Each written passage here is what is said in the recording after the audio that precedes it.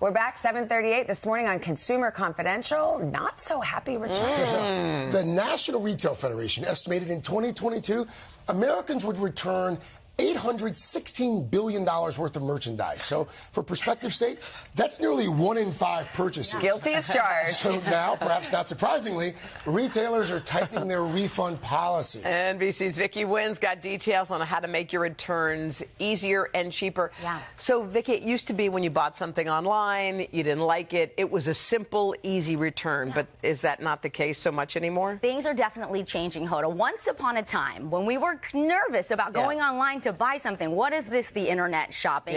Retailers were like, look, we're going to make it so easy for you. We're going to ship it to you for free. You can return it to us for no fee. It'll be just like going to a brick and mortar. Fast forward 15, 20 years, and now we are doing that gangbusters. But it's not free to the retailer when you process a return. It's anywhere from $15 to $20 minimum. And we talk about 16.5% of all online purchases go back. And there's a real cost. And now retailers are trying to claw that back. A recent survey by GoTRG shows 60% of retailers are reconfiguring their return policies in one way or another. It did almost feel like they did want you to like go try it on at home, send it back, no problem. Well, times they are changing. So what are some of the new rules and pitfalls we should work out? Okay, look for? PBP. It's not a thing. You're making up It's another not a one. thing. I admit to you, I am making this up. Pause before purchasing. Yes. The less you buy, the less you're going to return. This is a good time, though, to check your favorite retailer's return policies, because odds are something may have changed.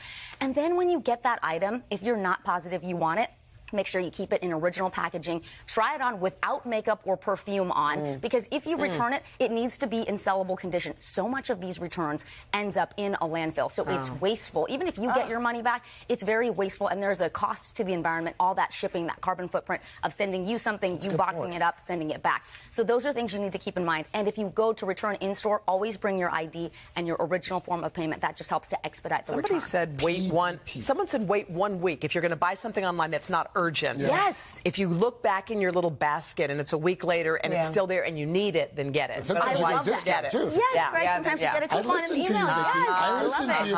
So let's look at the policies of some of the country's largest stores. Okay, let's start with Target. Target allows you 90 days to return almost anything except for electronics. Then it's 30 days. But if you have a Target Red Card, you have up to 120 days to return. Now, Amazon is the interesting one. It's always been 30 days, free returns, as easy as possible. But you do want to pay attention, because there are so many third-party sellers on Amazon, and sometimes their return policies are different. Also, they're starting to implement, according to the information, a $1 return fee. So if you go to UPS to return something to Amazon, but there's a Kohl's or a Whole Foods that's closer to you, they will charge you $1 on that item to return. And finally, Walmart, it's 90 days. In person, in store, same, they have a shorter return window for electronics. But those are the big companies and their policies as of now. What about, like, Nordstrom always had, like, the best return? You don't like it, you take it back. Do retailers have their own things, too? Definitely. For example, Zara, $3.95 to return an item. JCPenney, $8. But if you go to the brick and mortar, as with most retailers, it's usually free if you're not shipping it back to them.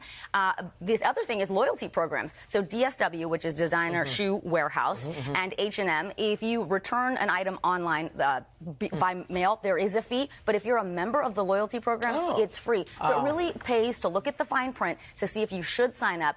But again, PBP, pause before purchase. PBP. You know what? In the 80s, when I was 16, I sold shoes at the shoe department of a big department store. And when I was getting trained, the manager goes, "The only thing you need to know about returns is we take them." I was like, but really? And people would bring like sneakers they had washed, you know, and I'd be like, "We take it." Be like, "We take them." Remember back in the day? Times have changed. That was the 80s, though. Thank you were Vicky. just a small child then. Thank you, Vicky. Bill, remember the 80s? I remember the 80s very well. Yes, I Blockbuster all of it.